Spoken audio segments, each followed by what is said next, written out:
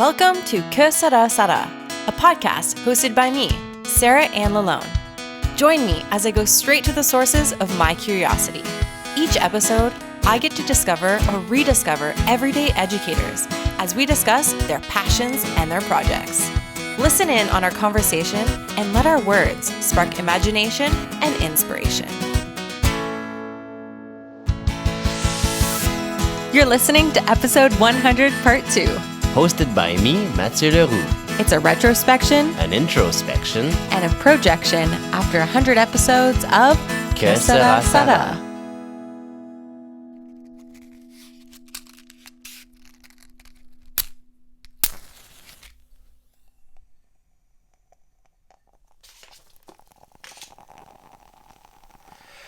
Hello everyone and welcome to episode 100. Part 2. Part 2. If you've listened to part 1 in French, congratulations. You're bilingual. We are recording this special English part 2 episode 100 because it's a special episode and a special way of celebrating. I being Matthieu, producer and partner in crime of our wonderful Sarah and Lalonde. Mm-hmm. I will be having the conversation, asking questions, and essentially going a bit deeper on in the subject of the podcasting a road that you've been Journey. The journey, yeah. Yeah, exactly. Journey. To put people in context, we are in a little cabin in the woods in the middle of nowhere. Sounds sketchy. It sounds sketchy, but it's actually very peaceful, very nice. No electricity. So we're running on a laptop MacBook battery right now. And we have the fire going, and we have snow all around and trees all around, and it's very, very peaceful. Mm-hmm. So we thought we'd take the time to do. Well, what better thing to do while we're trying to escape life and reality than to podcast and connect with a bunch of people anywhere around the world. Yeah, it just sounds like us. Yeah, exactly. We cannot escape our passion, our desire to connect. Yeah, I think that's the first and foremost goal of Sera podcast is to connect and to learn, right? Mm-hmm. About learning. Learn about learning. Yeah. So after 100 episodes, after 100 conversations, let's listen to how it all started. Hey everyone, you are listening to Sera with me, Sarah and Lalonde. I'm a teacher candidate studying at the University of Ottawa, sharing my journey into education with the world. Enjoy this episode. Bonjour tout le monde et merci d'être à l'écoute d'un épisode de Sera. Pour ceux et celles qui écoutent le podcast pour la première fois, je m'appelle Sarah Lalonde et je suis l'animatrice pour la soirée. Because, students are so used to being like, you're the teacher, you're going to tell me what to learn. But then you give them the options and they look at you like, I don't know. I never actually thought about it. Asking Google how to do something in Google is very helpful, and I've done it tons of times. Your best friend. Oh, absolutely. C'est correct si t'es pas experte quand tu rentres pour ton premier poste en enseignement. C'est beaucoup de stress, c'est beaucoup d'angoisse, c'est beaucoup être et devenir enseignante. Je vois de plus en plus, le plus que je collabore et le plus que je suis en contact avec d'autres pédagogues, j'apprends à chaque jour. So that ends on a note where you say, the more I connect with obviously educators, the more I can learn from them. And I want to know, especially in season 1, since that's where it all started, and since you were a teacher candidate at that moment, what did that first season and that podcast do for your learning? It pushed it to like the next level. Okay. Basically, I had this really cheesy word there, but like deep desire to be the best I could be for when I got my first job, right? So I had tons of questions, and listening to podcasts about education were really helpful and really pushed my knowledge. However, I needed more, and I needed it to be more personalized. So what do? You just start your own podcast like any normal human being would. Right? You just decide like, okay, well, I'm not necessarily getting all the answers I want, so I'm going to go in and get them myself. And I think that has been like the underlying tone. I still have just as many questions, if not more now that I'm in my second year teaching. And so throughout being a teacher candidate, I just felt like with every conversation, one, I was adding tools into my toolbox to help me with like that confidence. But two, I was also creating content for other teacher candidates that they could go listen to, free of charge, as all podcasts are, and hopefully help them with questions that they also had but just weren't willing to, throw out on the internet like that. Huh. And for people who are relatively new to Que Sera, how did it all start? What's the story behind? Well, I got really hooked on Derek Rodenizer's podcast called Beyond the Staff Room. Derek likes to be very philosophical and do huge deep dives into certain topics. And I love that so much. But as a beginning teacher, as like a new teacher, I needed the basics. And I was listening to a lot of podcasts through Voice Ed Radio that were hosted by teachers with years of experience, and a lot of them male, and some of them not even in Ontario or Canada, right? So the context was different. And so I just needed to, I wanted to create something that met my needs, because there was no other voice out there like mine, like I could have, especially as a bilingual Franco-Ontarienne teacher candidate. Very niche. Yes, very, very niche, I would say. Speaking of, as people probably know, it is a bilingual podcast. Mm-hmm. What was your reasoning behind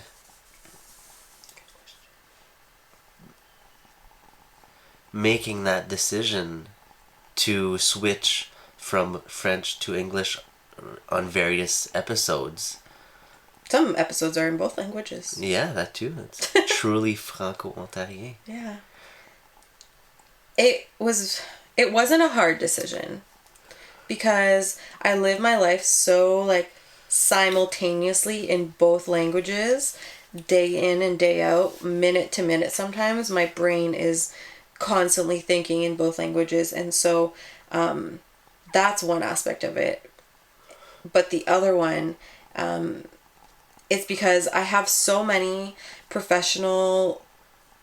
have so many members of my professional learning network that are Franco-Ontarian and that produce content in French and that teach in French schools. And then I have my Anglophone educators, basically, that I connect with.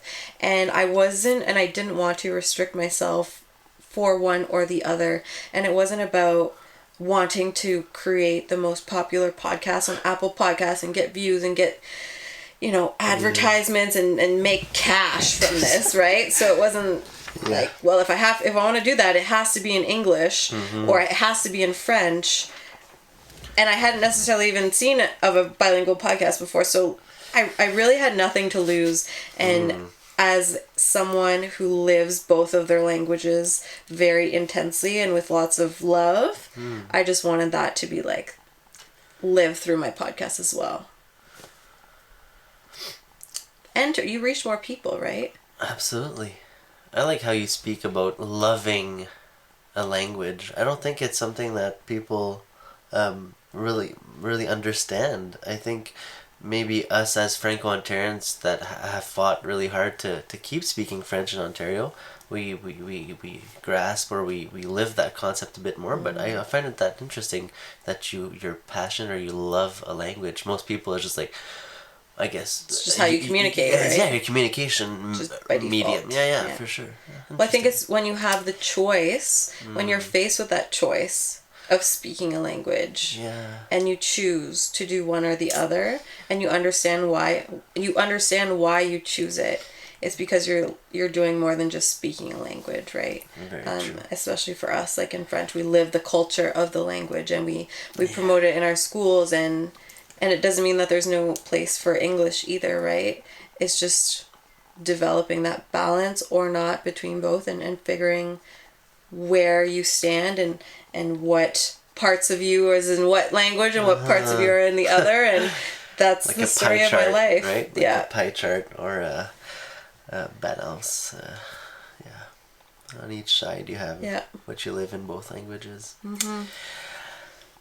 So one thing led to another after your time at the Faculty of Education at Ottawa U, and you got hired as a first-year teacher for the CSDCO, the French Catholic Eastern School Board, and the second season of Que Sera started. Let's listen.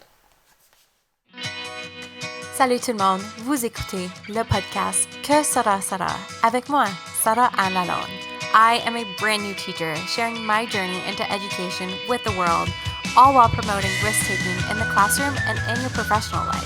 It's my 50th episode, 50th episode, 50th episode, 50th episode.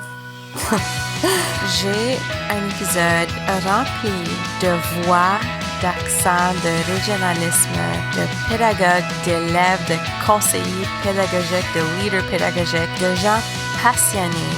Tu sais, j'ai vécu ma première rentrée, on peut dire, à l'école. Puis ce que moi j'ai vécu comme ma réalité en tant que nouvelle enseignante dans une nouvelle école, les élèves veulent savoir c'est qui Madame Lalonde. So, c'est qui Madame Lalonde? Who is Madame Lalonde? Or who was Madame Lalonde during that first year teacher, and how did she become you in the past year and a half, I guess? Yeah, well, I think I'm in like constant evolution, right? As a lifelong learner, you can't be one version of yourself for very long. So I think that very true.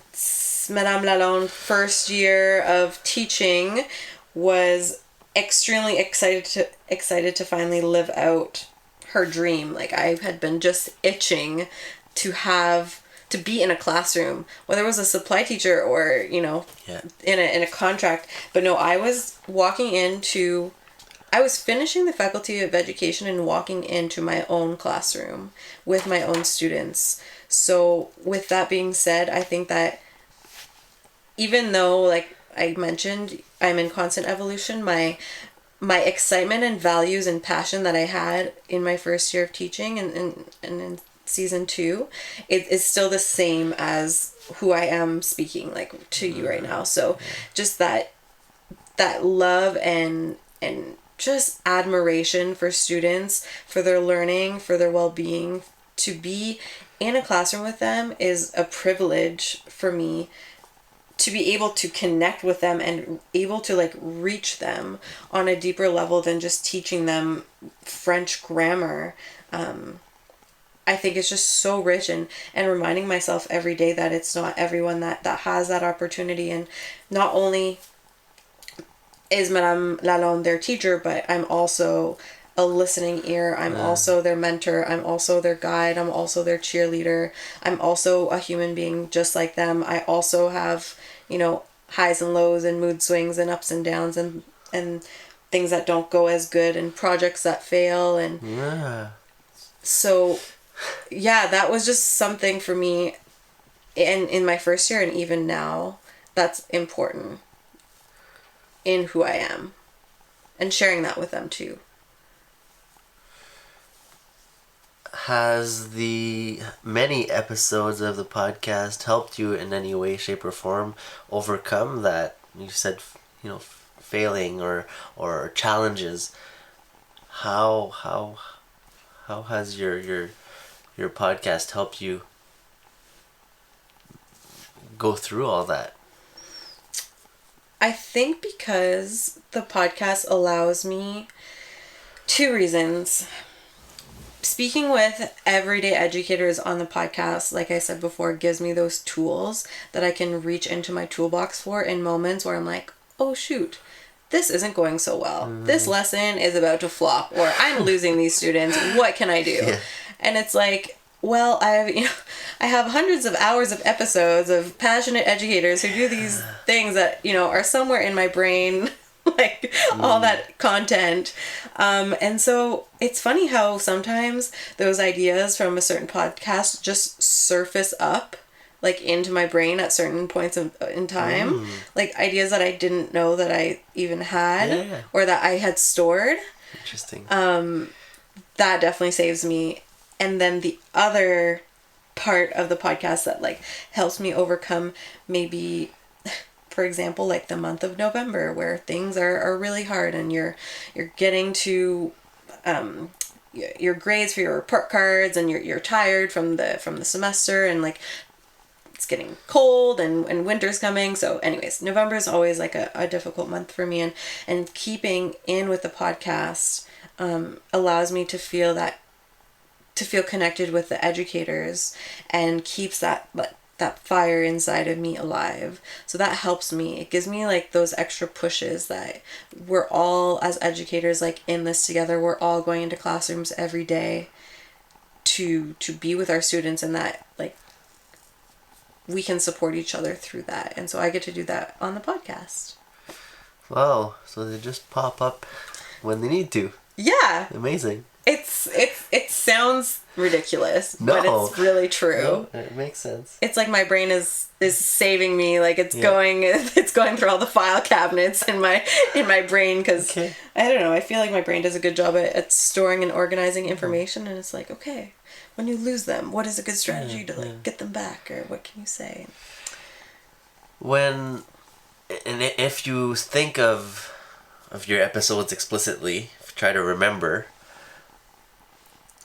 I want to know, through all that, your successes and your failures, what you're most proud of after 100 episodes.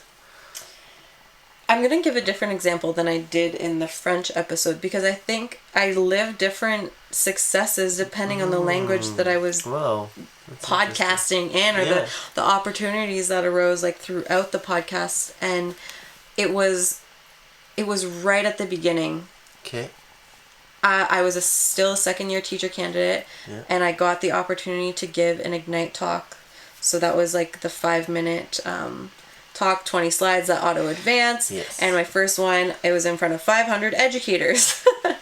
And this little teacher candidate walks up in front of all these experienced educators and says like, hey, you should take a risk and do something that you're scared to do. Because look, I'm not only talking in front of you right now and taking a risk, but I've also started a podcast and yada, yada, yada. So again, my most proudest moment is like, 1, starting the podcast, believing in myself enough to have like started it. 2, giving the Ignite. And then with that Ignite, once you tell 500 people that you have a podcast, more doors open up, right? Yeah. So from there, it was just like an opportunity of going down to conferences and giving workshops on podcasting, because it's really trendy right now, right? And so people want to know how they can integrate it in their professional lives, how they can integrate it in their classrooms, and people just decided that they wanted me to teach them, and that made me feel like I had a lot of value to share. And that I think any human being, like when you feel like you can add value to someone else's life, that's when you feel like the most whole and the most accomplished. So giving workshops, and it's not even about when you're standing in front of a room of 50 people and telling them how to edit a track, right? It's so much, it's like, it's the after. It's the, okay, so Sera, I got all your notes, I got all your resources, here's my project, can you like help me one-on-one? It was just like the opportunity to speak in front of people about something that I'm passionate about, which is education and podcasting, and then being able to connect with them afterwards and helping them plan and push through their podcasts. Adding value to someone's life, I think you speak about it during a workshop or to adults or during your podcast to guests, but I think it's also something important to remember in our classrooms, that we want to add value to our students' lives with whatever activity, lesson, or project, right? So if it's not meaningful, what's the point, right? Yeah. Interesting. So now we're at season 3 of Sera. It's 2020. What can we expect from QSS, but also from Sarah and Lalonde in 2020? I think people have noticed already that season 3 is... I hate saying this because it makes season 1 and 2 not sound legit, but season 3 is legitimate. We have consistent episodes that we choose to produce on our own time, and if that doesn't work in the future, then we change it up because we're in control of that. But we have consistent episodes. We have a logo and a graphics that is coherent and consistent. We have great sound quality, and I'm learning that that's important and it matters. Thank you, Matthieu. So I'm learning and appreciating that season 3 is, I want to say the real deal, but maybe it's just because I've built confidence. And it took 100 episodes to get there, and that's not even a joke. Like, I wish that was a joke, and I wish that was funny, but it's like, I feel as though it's finally a podcast.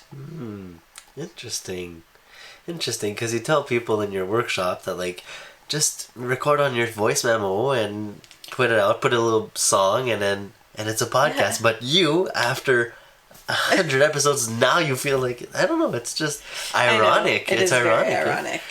I need to practice what I preach and believe more in my own project that I have. And I think you're just hard on yourself and very humble, which is an amazing quality that you have, but I think it's because the podcast has just always been something that I just did for fun. Yeah.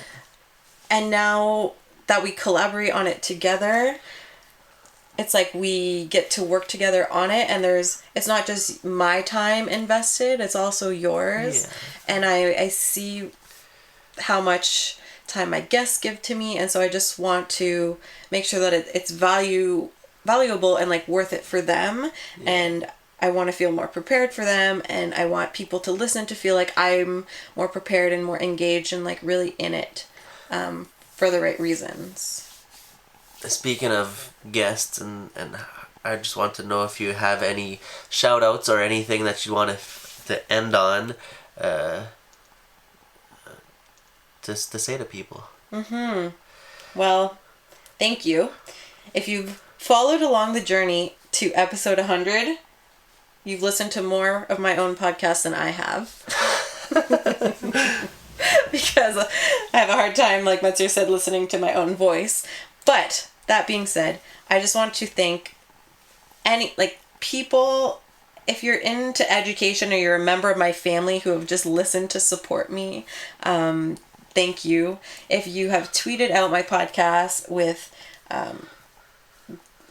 kind words or constructive criticism or something that you learned, I get incredible value knowing that others get value from the content that I put out. I want to say thank you to all the guests that have been on my podcast for their time and energy. As I say now at the end of season 3, at the end of every episode, it's our most valuable resource, right? Our time and our energy. So thank you to all the guests who have lent their voice to this platform, and especially thank you to Voice Ed Radio, who have hosted my podcast since the beginning of its existence. And thank you to Stephen Hurley and to Derek Rodenizer, Roland Shidiak, and Chris Clough, who, like I said in my first Ignite allowed me to build the confidence to take the jump into this podcasting adventure. And finally, thank you to you, Matthieu, who have made this podcast legitimate.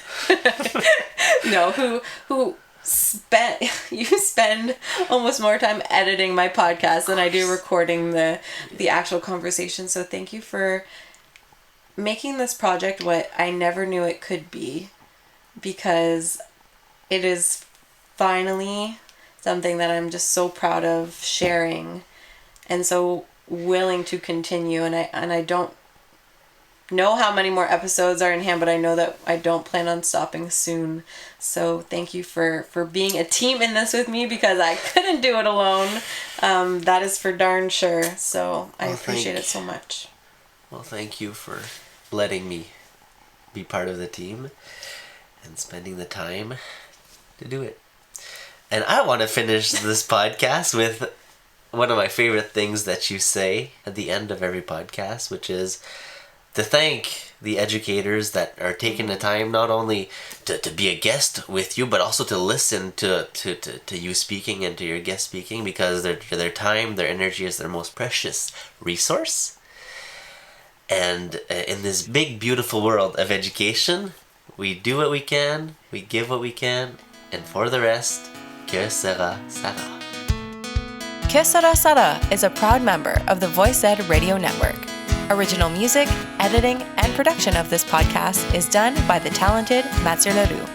Find my podcast on all podcast platforms, including SoundCloud, Apple Podcasts, Google Podcasts, and now newly on YouTube. Talk to you soon.